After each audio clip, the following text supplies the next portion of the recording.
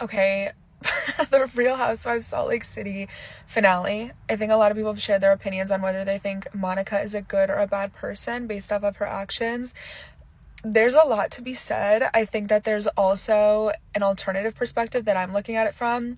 In terms of astrology, I won't get too into it for the people that don't speak the language, but this is just another example of how everything that we've ever known about reality TV and media, it's changing in such a profound way. A lot of that having to do with privacy and surveillance and social media technology, etc. I am not a Real Housewives fanatic where I've seen every episode, I know all the tea. I do think some people are borderline actually insane with it in the sense of knowing every single detail with tea accounts and stuff like that.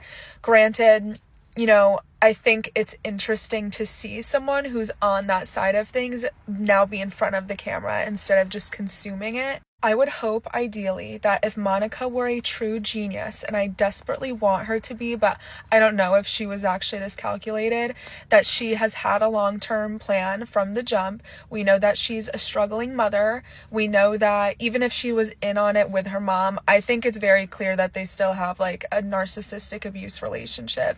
I know some people think maybe what was on the show was a little bit planned, but there are such little complex intricacies of the way that they interact with one another that I don't think can be mimicked by somebody who, actually doesn't have the relationship with their mom. But to be a broke internet troll that knows all this stuff about these women, making this account and then getting all the way on the show and then being able to peace out after you've done your part of trying to, in her case, her defense was expose Jen, and that was it, for abusing her employees. I have to clap it up, but I would hope that she would have an extensive long-term goal where Bravo was just the rock to climb, to jump off and get the exposure. She should have a podcast planned. She should have a business she wants to launch. She should really be 10 steps ahead and just kind of watching the dominoes fall. So I hope that that is her plan. I think it's very, very,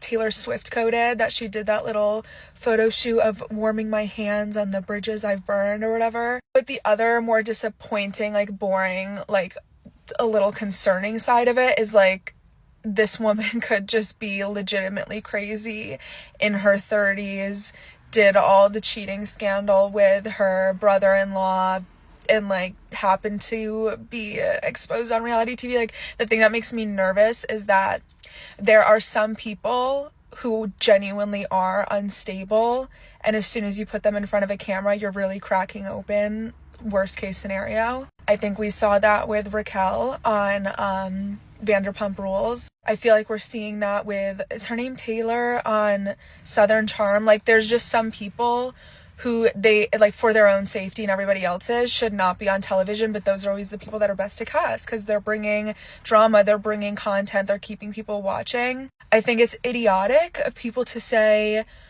this was such a bad move on Bravo's part. No, the fuck it wasn't. This was genius of them. I find it hard to believe that they did not know.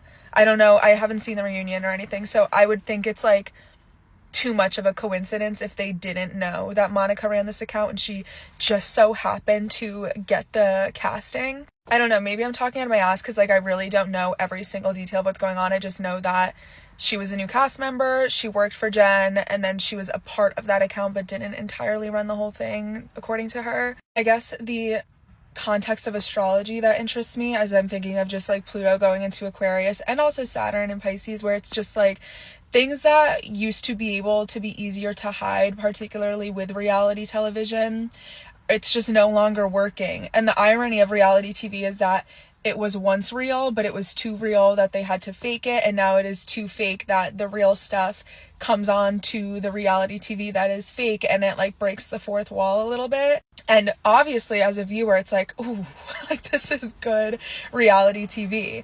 And I also think it's silly for people saying, oh, moving forward, if you put her on here again, I'm not watching it. But again, I guess that's looking at it more so from the moral standpoint of it is batshit crazy that this woman was so close to these other women as a mole and was getting all of this personal information while also running that thing. If this was me in that position, I would absolutely be yeah, you are a psychotic bitch. this is insane. But for the sake of television, like, is that kind of what you signed up for at the same time? Or do we still have to play by these rules of like what's real has to be kept private so we can do the fake show for reality TV? Do you get what I'm saying? I don't know. Maybe I'm not making sense at all, honestly. But I really enjoyed this fluke of nature. I think it's incredible to watch. I feel like it hasn't gotten, I don't know if it's just because Real Housewives is such a like particular franchise, like you either watch it or you don't. I guess that's why it's not as big as Scandival, but I do feel like the average person would be like interested in this sort of story. But on the other hand, again, for like the actual middle-aged crazy fans that like morning to night their entire day is staying at home and like being obsessed with housewives, I do think it's kind of opening the door to more psychotic people being able to plot and calculate. And if they see Monica make it all the way up to this, you know, being casted, in their little scary brains, they're probably like, well, if she could do it, I could do it. I don't know. It's a vulnerable position to be in. I would not want to even like hire a new stylist. I would not want to like bring new people. I would want to fire everybody and start fresh, but then also be too afraid to start fresh because like you literally, I would be like, who the fuck are these people around me? Like, do they have a secret account about me? I don't know. And I don't know if Monica has like a publicist or a PR person or an agent or something. I'm assuming she must have something, but I think best case scenario, which probably isn't accurate, is that she worked for Jen. She got exploited really badly. She found out about all the crimes that Jen was doing, said, I want to expose her, didn't participate in any sort of other malicious posting besides exposing Jen, got onto the show, got her exposure, looks like the villain even though she's technically trying to be the hero, gets to leave the show or come back on, but also gets to use that as a launch pad to start her own career and her own personal brand and support her daughters. I think that would be best case scenario. I do think it's worth noting though that she keeps also saying that Jen just straight up told her about her crimes. And I think if that's the case, you would only tell somebody that if you share some sort of solidarity where you can trust them because they're like low-key also a scammer. Do you get what I'm saying? I don't know. What do you think?